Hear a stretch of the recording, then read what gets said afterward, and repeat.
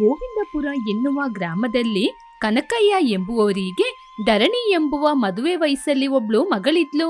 ಒಬ್ಳೆ ಮಗಳು ಅಂತ ಕನಕಯ್ಯ ಧರಣಿನ ತುಂಬಾ ಮುದ್ದಿನಿಂದ ಬೆಳೆಸೇ ಬಿಟ್ರು. ಅದರಿಂದ ಧರಣಿ ತುಂಬಾ ಸೋಮಾರಿಯಾಗಿಯೇ ಬೆಳೆದು ಬಿಟ್ಲು. ಕನಕಯ್ಯ ಯಾರು ಎದ್ದೇಳುವ ಮುಂಚೆನೆ ಎದ್ದು ರಂಗೋಲಿಯನ್ನು ಹಾಕ್ತಿದ್ರು. ಆ ನಂತರ ಆ ರಂಗೋಲಿಯನ್ನು ನೋಡಿ ತುಂಬಾನೇ ಸಂತೋಷ ಪಡ್ತಿದ್ರು. ಹಬ್ಬ, ನಾನು ಎಷ್ಟು ಸುಂದರವಾದ ರಂಗೋಲಿನ ಹಾಕಿದ್ದೀನಿ. ಇದಕ್ಕೆ ಕಾಂಪಿಟೇಷನ್ ಅಂತ ಇಟ್ರೆ ಅದರಲ್ಲಿ ನಾನೇ ಮೊದಲನೇ ಬಹುಮಾನನ ತಗೊಳ್ತೀನಿ. ಹೀಗೆ ಬಹುಮಾನ 10,000 20,000 ಏನಾದ್ರೂ ಹಣ ಕೊಟ್ರೆ ಆ ಹಣ ನನ್ನ ಮಗಳ ಮದುವೆಗೆ ಉಪಯೋಗ ಆಗುತ್ತೆ. ಹಾಗೆ ಹೇಳಿ ಹೆಮ್ಮೆ ಪಡ್ತಿದ್ರು. ಅಡಿಗೆ ಮಾಡ್ತಿದ್ರು, ಬಟ್ಟೆ ಒಗಿತಾ ಇದ್ರು. ಹೀಗೆ ಎಲ್ಲಾ ಕೆಲಸವನ್ನು ಮಾಡಿ ಕೊಟ್ರು ಕೂಡ ಧರಣಿ ಸೋಮಾರಿಯಾಗಿದ್ಲು. ಅದರಿಂದ ಕನಕಯ್ಯನಿಗೆ ಅವರ ಮೇಲೆ ಅವರಿಗೆ ಕೋಪ ಬಂತು. ತಪ್ಪು ನಿಂದಲ್ಲಮ್ಮ, ನಂದೆ. ಒಬ್ಳೆ ಮಗಳು ಅಂತ ಪ್ರೀತಿಯಿಂದ ನೋಡಿದ್ದಕ್ಕೆ ನೀನೀಗೆ ಸೋಮಾರಿಯಾಗಿ ಬೆಳೆದು ನಿಂತಿದ್ದೀಯ. ನಾನೇ ನನ್ನ ಚಪ್ಲಿಯಲ್ಲಿ ಒಡ್ಕೋಬೇಕು. ಹಾಗೆ ಅಂತ ಹೇಳಿ ಚಪ್ಲಿನ ತೆಗೆದು ಅವರೇ ಒಡ್ಕೊಂಡ್ರು. ಆದ್ರೂ ಧರಣಿ ಎದ್ದು ಬಂದು ತಂದೆನ ತಡಿಲೇ ಇಲ್ಲ. ಕೂತಲ್ಲೇ ತಂದೆಯನ್ನು ನೋಡಿ, ಏನಪ್ಪ ಇವಾಗ ನಿಮ್ಗೆ? ನಾನು ಊಟ ಮಾಡ್ಬೇಕು ಅಷ್ಟೇ ತಾನೆ? ಸರಿ, ಊಟನ ಒಂದ್ ಪ್ಲೇಟಲ್ಲಿ ಹಾಕಿ ನನ್ಗೆ ತಗೊಂಬಂದ್ ತಿನ್ಸಿ, ನಾನು ತಿಂತೀನಿ ಹಾಗೆ ಅಂತ ಹೇಳಿದ್ಲು. ಕನಕಯ್ಯ ಇನ್ನು ಏನು ಮಾಡೋದು ಅಂತ ಒಂದು ಪ್ಲೇಟಲ್ಲಿ ಊಟ ಹಾಕೊಂಡು ತನ್ನ ಮಗಳಿಗೆ ತಗೊಂಬಂದು ತಿನ್ಸಿದ್ರು. ಧರಣಿ ಹೊಟ್ಟೆ ತುಂಬಾ ಊಟ ಮಾಡಿದ್ಲು. ಅಪ್ಪ, ನಿಮ್ಮೊಳಗೆ ನಾನು ನಮ್ ತಾಯಿನನ್ನೇ ನೋಡ್ತಿದ್ದೀನಿ ಹಾಗೆ ಅಂತ ಧರಣಿ ಹೇಳಿದಾಗ ಕನಕಯ್ಯ ಮಾತು ಕೇಳಿ ಸಂತೋಷಪಟ್ರು. ತುಂಬಾ ಸಂತೋಷಮ್ಮ. ಒಂದು ತಂದೆಯಾಗಿ ನಾನ್ ನಿನ್ಗೆ ಒಂದ್ ಮಾತು ಹೇಳ್ತೀನಿ. ಹೆಣ್ಮಗ್ಳು ಹೀಗೆ ಸೋಮಾರಿಯಾಗಿ ಇರಬಾರ್ದು, ಅದು ತುಂಬಾ ತಪ್ಪು. ಹೋಗಮ್ಮ, ಎದ್ದು ಹೋಗಿ ನಿನ್ ಬಟ್ಟೆನ ನೀನೇ ಹೋಗಿ. 2-3 ದಿನದಿಂದ ಹಾಕಿದ ಬಟ್ಟೆ ಅಲ್ಲೆಲ್ಲೇ ಬಿದ್ದಿದೆ. ಅಪ್ಪ, ಒಬ್ಬ ತಂದೆಯಾಗಿ ನೀವು ನನ್ಗೆ ಕೆಲವೊಂದು ವಿಚಾರವನ್ನು ಹೇಳಿದ್ರಲ್ಲ, ನಾನು ನಿಮ್ಗೆ ಸ್ವಲ್ಪ ವಿಷಯನ ಹೇಳ್ತೀನಿ, ನೀವು ಮಾಡ್ಬೇಕು. ನಿನಗೆ ನಾನೊಬ್ಬ ತಂದೆಯಾಗಿ ಮಾತ್ರ ಅಲ್ಲದೆ ತಾಯಿಯಾಗಿ ಇದ್ದು ಎಲ್ಲ ಕೆಲಸವನ್ನು ಮಾಡ್ತಾ ಇದ್ದೀನಿ. ಹೇಳಮ್ಮ, ನಾನು ಏನ್ ಮಾಡ್ಬೇಕು? ಅಪ್ಪ, ಹೊರಗಡೆ ಬಟ್ಟೆ ಒಗೆಯುವ ಕಲ್ಲಿದೆ ಅಲ್ವಾ, ಅಲ್ಲಿ ಹೋಗಿ ಒಂದು ಚೈರ್ನ ಹಾಕಿ ಬನ್ನಿ ನೋಡೋಣ. ಚೈರಾ? ಯಾಕಮ್ಮ? ಅಯ್ಯೋ, ಹೇಳ್ತೀನಪ್ಪ. ನಾನಿವಾಗ ಚೈರ್ನ ಹಾಕಕ್ಕೆ ಹೇಳ್ದೆ ಅಲ್ಲ, ಮೊದಲು ನೀವು ಹೋಗಿ ಚೈರ್ನ ಹಾಕಿ ಬನ್ನಿ. ಹಾಗೆ ಹೇಳಿದ ತಕ್ಷಣ ಕನಕಯ್ಯ ಒಂದು ಚೈರ್ನ ತಗೊಂಬಂದು ಹೊರಗಡೆ ಹಾಕಿದ್ರು. ಧರಣಿ ನಿಧಾನವಾಗಿ ನಡ್ಕೊಂಡ್ಬಂದು ಆರಾಮವಾಗಿ ಚೈರಲ್ಲಿ ಕೂತ್ಕೊಂಡ್ಲು. ಆದ್ರೆ ಕನಕಯ್ಯನಿಗೆ ಮಗಳು ಏನ್ ಮಾಡ್ತಾ ಇದ್ದಾಳೆ ಅಂತಾನೆ ಗೊತ್ತಾಗಿಲ್ಲ. ಸರಿ ಅಂತ ಮಗಳನ್ನ ನಿಂತು ನೋಡ್ತಾನೆ ಇದ್ರು. ಅಪ್ಪ, ನೀವಿವಾಗ ಮನೆಯೊಳಗೆ ಹೋಗಿ ಒಗಿಬೇಕಾದ ಬಟ್ಟೆನ ತಗೊಂಬಂದು ಈ ಹಗ್ಗದಲ್ಲಿ ಹಾಕಿ. ಹೀಗೆ ಧರಣಿ ಹೇಳಿದಾಗ ಕನಕಯ್ಯನಿಗೆ ಏನೂ ಅರ್ಥವಾಗಲಿಲ್ಲ. ಅಪ್ಪ, ಇದರಲ್ಲಿ ಹೇಳಲಿಕ್ಕೆ ಏನೂ ಇಲ್ಲ. ನನ್ನ ಬಟ್ಟೆನ ನಾನೇ ಒಗಿತೀನಿ, ನೀವು ನನಗೆ ಸ್ವಲ್ಪ ಸಹಾಯ ಮಾಡಿ, ಅಷ್ಟು ಸಾಕು. ಒಳಗೆ ಹೋಗಿ ಬಟ್ಟೆನ ತಗೊಂಬಂದು ಇಲ್ಲಿ ಹಾಕಿ. ಹಾಗೆ ಹೇಳಿದಾಗ ಕನಕಯ್ಯ ಮನೆಯೊಳಗೆ ಹೋಗಿ ಬಟ್ಟೆನ ತೆಗೆದುಕೊಂಡು ಬಂದು ಅಲ್ಲಿ ಹೊರಗಡೆ ಹಗ್ಗದ ಮೇಲೆ ಹಾಕಿದ್ರು. ಇವಾಗ ಆ ನೀರ್ ಪೈಪ್ನ ತಗೊಂಬಂದು ನನ್ನ ಕೈಯಲ್ಲಿ ಕೊಡಿ. ನೀರಿನ ಪೈಪಾ? ಯಾಕಮ್ಮ ಅದು? ಅಯ್ಯೋ ಅಪ್ಪ, ತಗೊಂಬಂದ್ ಕೊಡಿ ಅಂದ್ರೆ ಕೊಡಿಯಪ್ಪ. ಹಾಗೆ ಹೇಳಿದಾಗ ಕನಕಯ್ಯ ಹೋಗಿ ಪೈಪ್ನ ತಗೊಂಬಂದ್ ಕೊಟ್ರು. ಅವಳು ಪೈಪ್ನ ಕೈಯಲ್ಲಿ ಹಿಡಿದುಕೊಂಡು, ಅಪ್ಪ, ಇವಾಗ ಹೋಗಿ ನೀವು ಮೋಟರ್ನ ಹಾಕಿ. ಹಾಗೆ ಹೇಳಿದಾಗ ಕನಕಯ್ಯ ಹೋಗಿ ಮೋಟರ್ನ ಹಾಕಿದ್ರು. ಆಗ ತಕ್ಷಣ ಪೈಪಲ್ಲಿ ನೀರ್ ಬಂತು. ಧರಣಿ ಹಗ್ಗದ ಮೇಲಿದ್ದ ಬಟ್ಟೆಗೆ ನೀರನ್ನು ಎರಚಿದ್ಲು. ಅದನ್ನು ನೋಡಿದ ಕನಕಯ್ಯ ಸೋಮಾರಿ ಮಗಳ ಬುದ್ಧಿವಂತಿಕೆಯನ್ನು ನೋಡಿ ಏನು ಮಾತನಾಡದೆ ಸುಮ್ಮನೆ ನಿಂತು ನೋಡ್ತಿದ್ರು.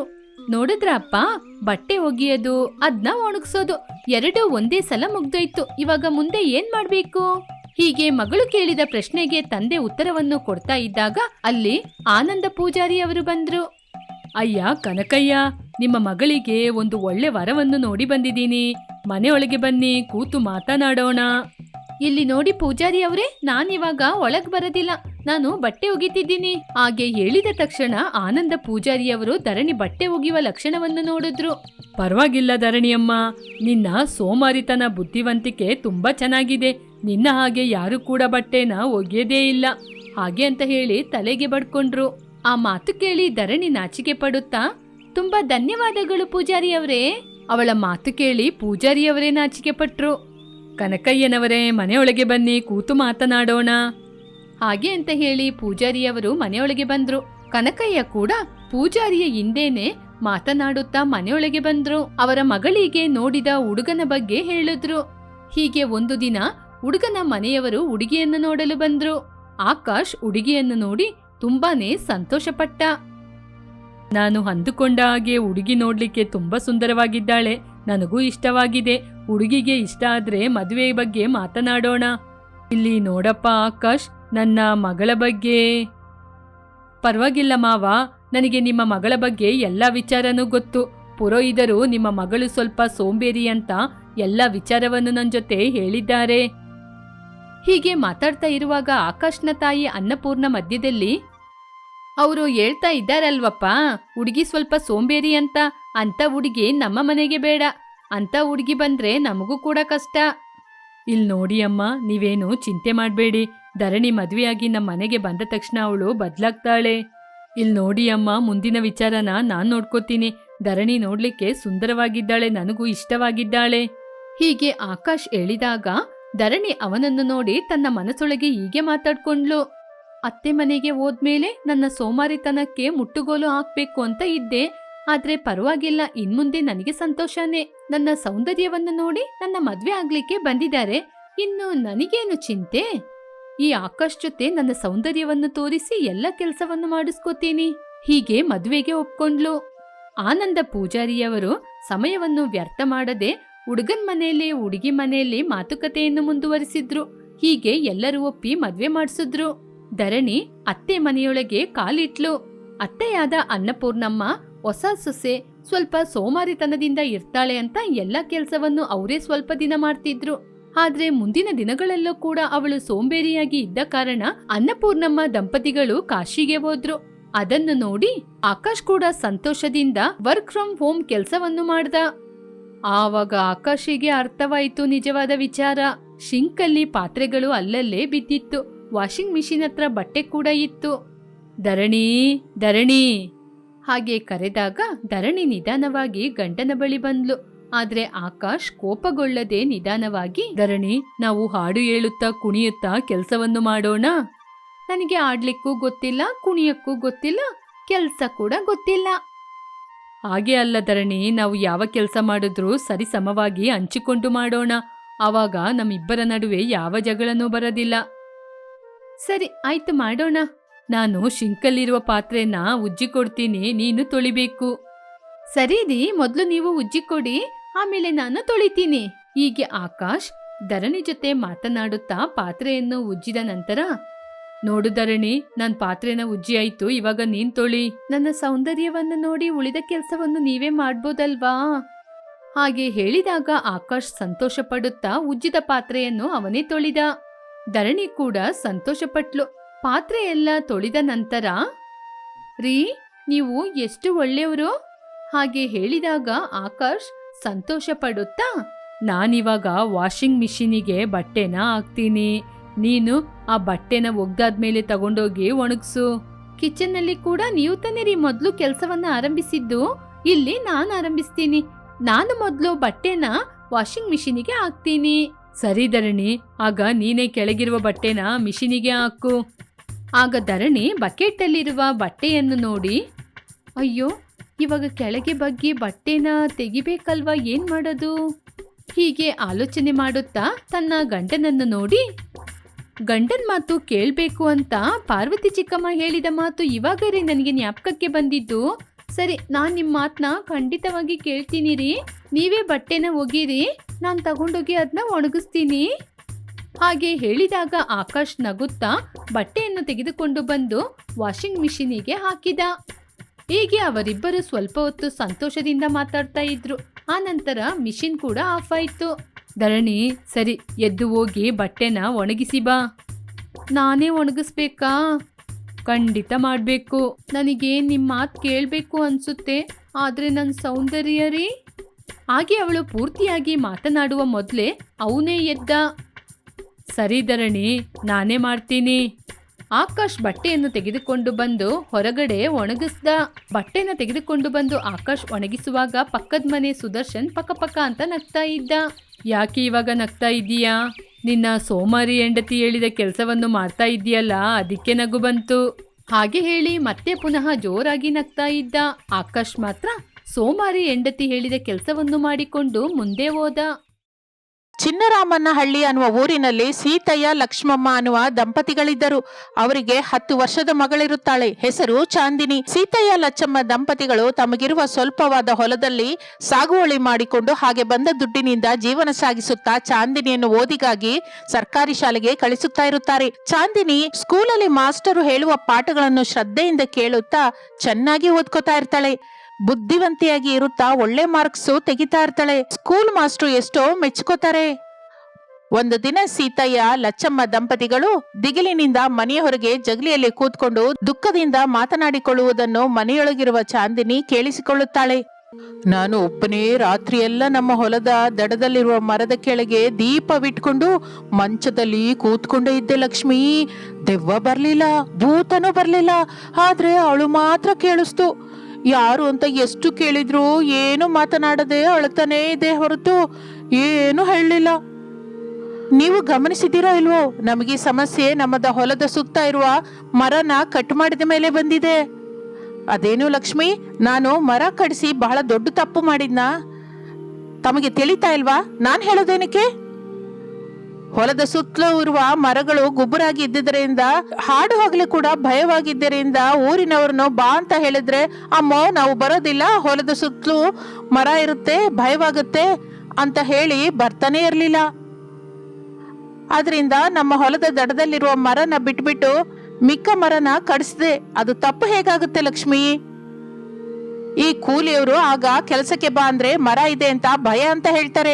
ಈಗ ಕೆಲಸಕ್ಕೆ ಬಾ ಅಂತ ಹೇಳಿದ್ರೆ ಅಮ್ಮೋ ನಿಮ್ಮ ಹೊಲದ ಹತ್ರ ಯಾರೋ ಅಳ್ತಾ ಇರುವ ಶಬ್ದ ಕೇಳಿಸುತ್ತೆ, ಅದು ದೆವ್ವವೇ, ಕೆಲಸಕ್ಕೆ ಬರೋದಿಲ್ಲ, ಕೆಲಸಕ್ಕೆ ಬಂದ್ರೆ ಆ ದೆವ್ವ ನಮ್ಮನ್ನ ಸಾಯಿಸುತ್ತೆ, ನಾವು ಬರಲ್ಲ ಅಂದ್ರೆ ಬರಲ್ಲ ಅಂತ ಹೇಳ್ತಾ ಇದ್ದಾರೆ. ಅದೇನ್ ಲಕ್ಷ್ಮಿ, ಈಗ ಏನ್ ಮಾಡ್ಬೇಕು ಅರ್ಥವಾಗ್ತಿಲ್ಲ ಎಂದು ಅನ್ನುತ್ತಾ ಇರುವಾಗ ಚಾಂದಿನಿ ಮನೆಯೊಳಗಿಂದ ಅವರ ಹತ್ರಕ್ಕೆ ಬರ್ತಾಳೆ. ಅಪ್ಪ, ನನ್ನನ್ನ ಹೊಲದ ಹತ್ರಕ್ಕೆ ಕರ್ಕೊಂಡು ಹೋಗಿ. ನಿಮ್ಮ ಮಾತನ್ನು ಕೇಳ್ತಾ ಇದ್ರೆ ನನಗೊಂದು ವಿಷಯ ಅರ್ಥವಾಯ್ತು. ಏನು ತಾಯಿ ಅದು? ನಮ್ಮ ಹೊಲದ ಹತ್ರ ಅಳ್ತಾ ಇರೋದು ಯಾರು ಅಲ್ಲ ಅಪ್ಪ, ದಡದಲ್ಲಿರುವ ಮರ. ಮರ ಅಳೋದಂದ್ರೆ ಏನು ತಾಯಿ? ವಿಚಿತ್ರವಲ್ಲದೆ? ಇದರಲ್ಲಿ ವಿಚಿತ್ರವೇನಿದೆ ಅಪ್ಪ? ಪ್ರಾಣ ಜೀವವಿರುವ ಪ್ರತಿ ಜೀವಕ್ಕೂ ಕಷ್ಟ ಸುಖಗಳು ಕಣ್ಣೀರು ಇರುತ್ತೆ ಅಂತ ನಮ್ಮ ಸ್ಕೂಲ್ ಮಾಸ್ಟರ್ ಹೇಳಿದ್ದಾರೆ. ಅದು ಬಹಳ ತಪ್ಪು ಮಗು. ಮರ ಅಳೋದಂದ್ರೇನು? ಇದೇನಾ ಸ್ಕೂಲ್ ಮಾಸ್ಟರ್ ಹೇಳ್ತಾ ಇರೋದು? ಬಾ, ನಾಳೆ ನಾನು ಸ್ಕೂಲ್ಗೆ ಬರ್ತೀನಿ, ಮಾಸ್ಟರ್ ಹತ್ರ ಮಾತಾಡ್ತೀನಿ. ಅಪ್ಪ, ನೀನೇ ಒಂದು ಸಲ ಮರ ಹಸಿಯಾಗಿದ್ರೆ ಪ್ರಾಣದಿಂದಿದೆ ತಾಯಿ, ಪೂರ್ತಿಯಾಗಿ ಒಣಗಿ ಹೋಗಿದ್ರೆ ಪ್ರಾಣ ಇಲ್ಲದ ಹಾಗೆ ಅಂತ ಹೇಳಿದ್ದೆ ಅಲ್ಲ, ನೆನ್ಪಿದ್ಯಾ? ಆಗ ನೀನು ಚಿಕ್ಕವಳು, ಪದೇ ಪದೇ ಮರನ ತೋರಿಸಿ ಮರದ ಬಗ್ಗೆ ಹೇಳು ಅಪ್ಪ ಅಂತ ಕೇಳ್ತಾ ಇದ್ದೆ. ಅದಕ್ಕೆ ನಾನು ಹಾಗೆ ಹೇಳ್ದೆ ಅಮ್ಮ. ಅಪ್ಪ, ನೀನ್ ಹೇಗ್ ಹೇಳಿದ್ರು, ಯಾವ ಉದ್ದೇಶದಿಂದ ಹೇಳಿದ್ರು, ಮರಕ್ಕೆ ಪ್ರಾಣವಿರುತ್ತೆ, ಆಗಲೇ ಹಸಿರಾಗಿ ಜೀವಿಸುತ್ತಾ ಇರುತ್ತೆ. ಪ್ರಾಣವಿಲ್ಲದೆ ಹೋದ್ರೆ ಒಣಗಿ ಹೋಗುತ್ತೆ ಅಂದ್ರೆ ಸತ್ತೋಯ್ತು ಅನ್ನೋ ಮಾತು ಎಂದು ಚಾಂದಿನಿ ಹೇಳುತ್ತಲೇ, ನಾನು ಹಾಗೆ ಊರೊಳಗೆ ಹೋಗಿ ಕೂಲಿಯವರೇನಾದ್ರೂ ಬರ್ತಾರ ಅಂತ ಕೇಳಿ ಬರ್ತೀನಿ. ಯಾರು ಬಾರ್ದೇ ಇದ್ರೆ ನಾವು 3 ಹೋಗಿ ಬೆಳೆ ಕೊಯ್ಯೋಣ. ಸರಿ ಕಣಯ್ಯ ಎಂದು ಲಚ್ಚಮ್ಮ ಹೇಳುತ್ತಲೇ ಸೀತಯ್ಯ ಮನೆಯಿಂದ ಹೊರಟು ಹೋಗುತ್ತಾನೆ. ಅಮ್ಮ, ನಾವು ಹೊಲದ ಹತ್ರಕ್ಕೆ ಹೋಗೋಣವಾ? ಈಗ ಏನಕ್ಕೆ ತಾಯಿ? ನೀವು ಹೇಳ್ತಾ ಇರೋದನ್ನ ಕೇಳಿದ್ರೆ ನಿಜವಾಗಿ ಇಲ್ಲಿ ಅಳ್ತಾ ಇರೋದು ದೆವ್ವನೂ ಅಲ್ಲ, ಭೂತನೂ ಅಲ್ಲ, ಮಾಯಾ ರಾಕ್ಷಸನೂ ಅಲ್ಲ. ಮತ್ತೇನು ತಾಯಿ? ನಮ್ಮ ಹೊಲದ ದಡದಲ್ಲಿರುವ ಮರನೇ ಆಗಿರುತ್ತಮ್ಮ. ನನ್ಗೇನಕ್ಕೋ ಮರನೇ ಅಳ್ತಾ ಇದೆ ಅನ್ಸ್ತಾ ಇದೆ. ನನ್ನನ್ನ ಒಂದು ಸಲ ಹೊಲದ ಹತ್ರ ಕರ್ಕೊಂಡು ಹೋದ್ರೆ ನಾನು ಆ ಮರದ ಹತ್ರ ಮಾತಾಡ್ತೀನಿ. ಅಯ್ಯೋ ತಾಯಿ, ಮರಕ್ಕೆ ಜೀವ ಪ್ರಾಣ ಇರುತ್ತೆ ಅಂದ್ರೆ ನಂಬದೆ, ಆದ್ರೆ ಮರ ಕೂಡ ಮಾತಾಡೋದಂದ್ರೇನು, ಅಳೋದಂದ್ರೇನು, ಅವಕ್ಕೆ ದುಃಖ ಅನ್ನೋದಂದ್ರೇನು ನನಗೇನು ಅರ್ಥವಾಗ್ತಾ ಇಲ್ಲ ತಾಯಿ. ನನ್ನನ್ನ ಹೊಲದ ಹತ್ರ ಕರ್ಕೊಂಡು ಹೋಗಮ್ಮ, ಎಲ್ರಿಗೂ ಅರ್ಥವಾಗುವ ಹಾಗೆ ನಾನು ಹೇಳ್ತೀನಿ ಎಂದು ಚಾಂದಿನಿ ಪಟ್ಟು ಹಿಡಿದಿದ್ದರಿಂದ ಇನ್ನು ತಪ್ಪೇನೂ ಇಲ್ಲ ಎಂದು ಲಚ್ಚಮ್ಮ ತನ್ನ ಮಗಳು ಚಾಂದಿನಿಯನ್ನು ಕರೆದುಕೊಂಡು ಹೊಲದ ಹತ್ತಿರವಿರುವ ಮರದ ಹತ್ತಿರಕ್ಕೆ ಹೋಗ್ತಾಳೆ. ಲಚ್ಚಮ್ಮ ಮರವನ್ನು ತೋರಿಸುತ್ತಾ, ಇಲ್ಲೇ ತಾಯಿ, ನಾವು ಅನ್ನ ತಿನ್ನುವಾಗ ಆ ಮರದ ಕೆಳಗೆ ಬಂದು ಆಯಾಸ ತೀರಿಸ್ತಾ ಇದ್ದಾಗ ಅಳು ಶಬ್ದ ಕೇಳಿಸುತ್ತೆ. ಸುತ್ತಮುತ್ತಲು ನೋಡಿದ್ರೆ ಅಳ್ತಾ ಇರೋದು ಯಾರು ಕಾಣಿಸೋದಿಲ್ಲ.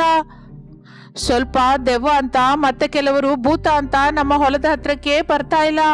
ಈಗ ಎಷ್ಟು ಬೇಡ್ಕೊಂಡ್ರು ಬರ್ತಾ ಇಲ್ಲ. ನಾನು ತಿಳ್ಕೊತೀನಿ ಇರಮ್ಮ ಎಂದು ಚಾಂದಿನಿ ಸುತ್ತಲೂ ನೋಡುತ್ತಾ ಇರುವಾಗ ಅಳುವಿನ ಶಬ್ದ ಕೇಳಿಸುತ್ತೆ. ಲಚ್ಚಮ್ಮ ಗಾಬರಿ ಆಗ್ತಾಳೆ. ಅಯೋಮಯದಿಂದ, ಕೇಳಿದ್ಯಾ ಮಗು? ಅಳು ಕೇಳಿಸ್ತಾ ಇದೆ. ಹೌದು ಅಮ್ಮ, ನನಗೆ ಕೂಡ ಕೇಳಿಸ್ತಾ ಇದೆ ಎಂದು ಚಾಂದಿನಿ ಮರದ ಹತ್ರಕ್ಕೆ ಹೋಗಿ ಮರದ ಮೇಲೆ ಕೈ ಇಟ್ಟು, ಮರ ತಾಯಿ, ಅಳ್ತಾ ಇರೋದು ನೀನು ಅಂತ ನನಗೆ ಅರ್ಥವಾಯ್ತು. ನೀನ್ ಏನಕ್ಕೆ ಅಳ್ತಾ ಇದೀಯ ಅಂತ ತಿಳ್ಕೊಳ್ಳೋದಕ್ಕೆ ನಾನು ಬಂದಿದ್ದೀನಿ. ನಿನಗೇನಕ್ಕೆ ಕಷ್ಟವಾಯ್ತು ಹೇಳು ತಾಯಿ ಎಂದು ಹೇಳುತ್ತಲೇ ಮರಕ್ಕೆ ಮುಖ ಪ್ರತ್ಯಕ್ಷವಾಗುತ್ತೆ. ಕಣ್ಣಿನಿಂದ ಕಣ್ಣೀರು ಸುರಿತಾ ಇರುತ್ತೆ. ಲಚ್ಚಮ್ಮ ಆಶ್ಚರ್ಯದಿಂದ ನೋಡ್ತಾ ಇರ್ತಾಳೆ. ಸುಮ್ನಿರು, ನಾನು ಬಂದಿದ್ದೀನಲ್ಲ, ನಿನ್ನ ದುಃಖವೆಲ್ಲ ನಂಗೆ ಹೇಳ್ಕೊ ಎಂದು ಚಾಂದಿನಿ ಮರ ತಾಯಿಯ ಕಣ್ಣನ್ನು ಒರೆಸುತ್ತಾಳೆ. ಮರ ಸಂತೋಷಿಸುತ್ತದೆ. ಬಹಳ ಸಂತೋಷ ತಾಯಿ, ನನ್ನ ಅಳು ಕೇಳಿ ನನಗೆ ದುಃಖವಾಗಿದೆ ಅಂತ ಅರ್ಥ ಮಾಡ್ಕೊಂಡೆ. ನನ್ನ ಕಣ್ಣೀರು ಒರೆಸಿದೆ. ಈಗ ನನಗೆ ನಂಬಿಕೆ ಬಂದಿದೆ, ನೀನು ಖಚಿತವಾಗಿ ನನ್ನ ದುಃಖನ ತೀರಿಸ್ತೀಯ ಅಂತ. ಹೇಳು ಮರ ತಾಯಿ, ನಿನ್ನ ದುಃಖವನ್ನ ನಾನು ಖಚಿತವಾಗಿ ತೀರಿಸ್ತೀನಿ. ಈ ಹೊಲದ ಸುತ್ತಲೂ ನನ್ನ ಸುತ್ತಲೂ ಬಹಳ ಮರಗಳಿದ್ವು. ನಾವೆಲ್ಲರೂ ಒಂದು ಕುಟುಂಬದ ಹಾಗೆ ಕಲಿತು ಬರುತ್ತಿದ್ವಿ, ಮಾತಾಡ್ಕೋತಾ ಇದ್ವಿ, ನಗ್ತಾ ಇದ್ವಿ. ಕಷ್ಟ ಬಂದರು ದುಃಖ ಬಂದರು ಎಲ್ರೂ ಹಂಚ್ಕೋತಾ ಇದ್ವಿ. ಈಗ ನೋಡು, ನನ್ನ ಕುಟುಂಬವಿಲ್ಲದೆ ನಾನು ಒಂಟಿಯಾಗಿ ಹೋದೆ ಎಂದು ಹೇಳುತ್ತಾ ಕಣ್ಣೀರು ಹಾಕಿಕೊಳ್ಳುತ್ತದೆ. ಚಾಂದಿನಿಗೆ ದುಃಖವೆನಿಸುತ್ತದೆ. ಈಗ ನಾನು ಯಾರ ಜೊತೆ ಮಾತಾಡ್ಬೇಕು, ಯಾರ ಜೊತೆ ನಗಬೇಕು, ಯಾರ ಜೊತೆ ಆಡ್ಕೋಬೇಕು, ಯಾರ ಜೊತೆ ಹಾಡ್ಬೇಕು? ನನ್ನ ಕುಟುಂಬ ಎಲ್ಲಿ? ನನ್ನ ಕುಟುಂಬವನ್ನು ನನ್ನಿಂದ ದೂರ ಮಾಡಿದ್ ಯಾರು? ನನಗಿಷ್ಟೆಲ್ಲ ದುಃಖ ಕೊಟ್ಟವ್ರು ಯಾರು? ಮರ ತಾಯಿ, ನಿನಗಿಷ್ಟು ದುಃಖವಾಗುತ್ತೆ ಅಂತ ನಮ್ಮಪ್ಪ ಅಂದ್ಕೊಂಡಿರ್ಲಿಲ್ಲ. ನಮ್ಮಪ್ಪ ಅಂತ ಹೇಳೋದಲ್ಲ, ನಮ್ಮಪ್ಪ ಬಹಳ ಒಳ್ಳೆಯವರು. ಪ್ರೇಮದ ಬೆಲೆ, ಪ್ರಾಣದ ಬೆಲೆ, ಬಂಧದ ಬೆಲೆ ತಿಳಿದವನು ನಮ್ಮಪ್ಪ. ಆದರೆ ಅದು ಮನುಷ್ಯರಿಗೆ ಇರುತ್ತೆ, ಮರಕ್ಕೆ ಇರಲ್ಲ ಅಂತ ಅಭಿಪ್ರಾಯ ಪಡ್ತಾ ಇರ್ತಾನೆ. ಅದಕ್ಕೆ ಪುಟ್ಟ ಮಗು, ನನಗೆಷ್ಟು ಕೋಪ ಬಂದ್ರು ನಾನು ಯಾವತ್ತೂ ಹೊಲದ ಬೆಳೆಯನ್ನು ನಾಶ ಮಾಡಿಲ್ಲ. ದಿನವೂ ಮಲ್ಕೊಂಡು ಆಯಾಸ ತೀರ್ಸ್ಕೊತಾನೆ. ಆದ್ರೂ ನಾನೇನು ಅನ್ನಲ್ಲ. ನಂಗೆ ನಿಮ್ಮಪ್ಪನ ಮೇಲೆ ಕೋಪವಿದ್ರೆ ನಾನೇ ಒಂದು ಮರದ ಕೊಂಬೆ ಅವನ ಮೇಲೆ ಹಾಕಿ ಸಾಯಿಸ್ತಾ ಇದ್ದೆ. ಆದ್ರೆ ನಾನು ಹಾಗೆ ಮಾಡಿಲ್ಲ. ಯಾಕೆ ಗೊತ್ತಾ? ಗೊತ್ತು ತಾಯಿ, ನೀನು ಅಮ್ಮ, ನಿನ್ನ ಮನಸ್ಸು ಅಮ್ಮನ ಮನಸ್ಸು. ಅಮ್ಮಂಗೆ ಒಳಗಡೆ ಎಲ್ಲ ತುಂಬದೇ ಗೊತ್ತು, ಹೊರಗಡೆ ತೋರ್ಸೋದು ಬರಲ್ಲ, ಮಾಡಲ್ಲ. ಇಷ್ಟು ಚಿಕ್ಕ ವಯಸ್ಸಿನಲ್ಲಿ ಇಷ್ಟು ದೊಡ್ಡ ಮನಸ್ಸ? ಮರ ತಾಯಿ, ಈಗ ನಿನಗೆ ನಿನ್ನ ಕುಟುಂಬ ಬೇಕು. ಹಳೆಬರನ್ನು ಕರೆದು ತಂದು ಇಡಲಾರೆ, ಆದರೆ ಹೊಸಬರನ್ನು ಮಾತ್ರ ಪರಿಚಯ ಮಾಡ್ತೀನಿ. ಮತ್ತೆ ನಿನ್ನ ಕುಟುಂಬ ನಿನಗೆ ಸಿಗುತ್ತೆ, ನನ್ನನ್ನು ನಂಬಿ ಎಂದು ಹೇಳುತ್ತಲೇ ಮರ ತಾಯಿ ಸಂತೋಷ ಪಡುತ್ತಾಳೆ. ಚಾಂದಿನಿ ತನ್ನ ತಾಯಿ ಲಚ್ಚಮ್ಮನನ್ನು ಕರೆದುಕೊಂಡು ಮನೆಗೆ ಹೋಗುತ್ತಾಳೆ. ಹಿತ್ತಲಿನಲ್ಲಿರುವ ಕೆಲವು ಗಿಡಗಳನ್ನು ತಂದು ಮರದ ಸುತ್ತಲೂ ನೆಡುತ್ತಾಳೆ. ದಿನವೂ ಬೆಳಿಗ್ಗೆ ಬಂದು ನೀರು ಹಾಕಿ ಮರದ ಹತ್ತಿರ ಮಾತನಾಡಿ ಸ್ಕೂಲ್ಗೆ ಹೋಗ್ತಾ ಇದ್ಲು. ಮರ ತನ್ನ ಸುತ್ತಲೂ ಇರುವ ಚಿಕ್ಕ ಚಿಕ್ಕ ಮರಗಳನ್ನು ನೋಡಿ ಸಂತೋಷಿಸುತ್ತಾ ಇತ್ತು. ಸೀತಯ್ಯ ತನ್ನ ತಪ್ಪು ತಿಳಿದುಕೊಂಡು ಮರದ ಹತ್ತಿರಕ್ಕೆ ಹೋಗಿ ಕ್ಷಮಿಸು ಎಂದು ಬೇಡಿಕೊಳ್ಳುತ್ತಾನೆ. ಇನ್ನು ಆಗೇನಿಂದ ಯಾವ ಮರವನ್ನೂ ಕಡಿತಾ ಇರ್ಲಿಲ್ಲ. ಅವಕ್ಕೆ ಕಾವಲಾಗಿ ಇರುತ್ತಾ ಯಾರ ಹತ್ರನೂ ಮರ ಕಡಿಯೋದಕ್ಕೆ ಬಿಡ್ತಾ ಇರ್ಲಿಲ್ಲ. ಕೈಲಾದಷ್ಟು ನೀರು ಹಾಕ್ತಾ ಇರ್ತಾನೆ, ಇಲ್ಲ ಅಂದ್ರೆ ಇಲ್ಲ. ಹಾಗೆ 10 ವರ್ಷ ಕಳೆಯುತ್ತದೆ. ಚಾಂದಿನಿ ದೊಡ್ಡವಳಾಗುತ್ತಾಳೆ. ಊರಲ್ಲಿ ಬಹಳಷ್ಟು ಬದಲಾವಣೆಗಳು ಬರುತ್ತದೆ.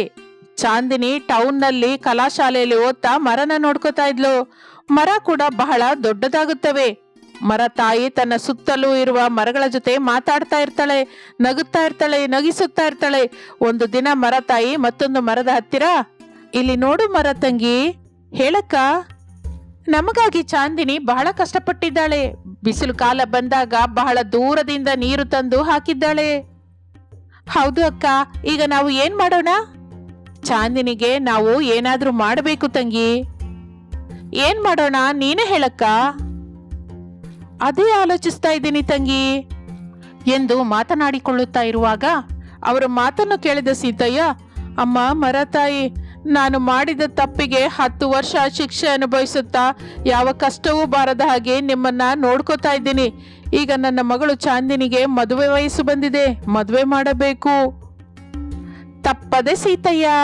ಚಾಂದಿನಿ, ನೀನು ಈ 10 ವರ್ಷದಲ್ಲಿ ಎಷ್ಟೋ ಸಲ ನಮ್ಮನ್ನ ಕಾಪಾಡಿದ್ದೀರಾ. ನಾವು ನಿನ್ನ ಋಣವನ್ನು ತೀರಿಸುವ ಅವಕಾಶ ಹೀಗೆ ಬಂದಿದೆ. ಚಾಂದಿನಿ ಮದುವೆ ಮಾಡಿ ಋಣ ತೀರಿಸ್ಕೋತೀವಿ ಎಂದು ಹೇಳುತ್ತಾ ಇರುವಾಗ ಚಾಂದಿನಿ ಮರದ ಹತ್ತಿರಕ್ಕೆ ಬರುತ್ತಾಳೆ. ಮರ ತಾಯಿ ಮಿಕ್ಕ ಮರಗಳು ಚಾಂದಿನಿಯನ್ನು ನೋಡಿ ಸಂತೋಷಿಸುತ್ತವೆ. ಬಂದೀಯಾ ತಾಯಿ, ಬಂದೀಯಾ ಚಾಂದಿನಿ? ನಾನು ಬಾರದೆ ಎಲ್ಲಿಗೆ ಹೋಗ್ತೀನಿ ತಾಯಿ ಎಂದು ಹೇಳುತ್ತಲೇ ಮರ ತಾಯಿ ಮಾಯಹಣ್ಣು ಕೊಡುತ್ತದೆ. ಚಾಂದಿನಿ ಆಶ್ಚರ್ಯದಿಂದ ನೋಡುತ್ತಾ, ನನಗೇನಕ್ಕೆ ತಾಯಿ? ನಿನ್ನ ಮದುವೆಗೆ ನಮ್ಮ ಕಾಣಿಕೆ ಚಾಂದಿನಿ. ನಿಮ್ಮ ಮದುವೆಗೆ ಹೇಗೋ ಬರಲಾರೆವು, ಆದರೆ ನಮ್ಮ ಚಾಂದಿನಿ ಋಣ ತೀರಿಸುವ ಅದೃಷ್ಟ ಸಿಕ್ಕಿದೆ ಅಂತ ಸಂತೋಷಿಸುತ್ತೀವಿ. ಇದು ಆಶಿಸಿ ನಾನು ನಿಮ್ಮ ಕುಟುಂಬವನ್ನು ಸೇರಿಸಲಿಲ್ಲ. ಛೇ, ಹಾಗಲ್ಲ. ಇದು ನಮ್ಮ ತೃಪ್ತಿಗಾಗಿ ನಾವು ಕೊಡ್ತಾ ಇದ್ದೀವಿ. ಎಲ್ಲಿದ್ದರೂ ಸಂತೋಷವಾಗಿರು, ಆವಾಗವಾಗ ನಮ್ಮ ಹತ್ರ ಬರ್ತಾ ಇರು.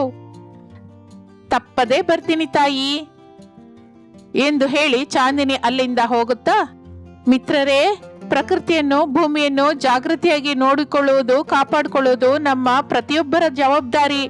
ಎಷ್ಟೋ ಸ್ವಲ್ಪ ಸಮಯ ಮಾಡಿಕೊಂಡು ನಾನು ನನ್ನ ಜವಾಬ್ದಾರಿಯನ್ನು ನೆರವೇರಿಸ್ತಾ ಇದ್ದೀನಿ. ಮತ್ತೆ ನೀವು ಕಮೆಂಟ್ ರೂಪದಲ್ಲಿ ಹೇಳಿ. ಬರ್ತೀನಿ, ನಿಮ್ಮ ಚಾಂದಿನಿ.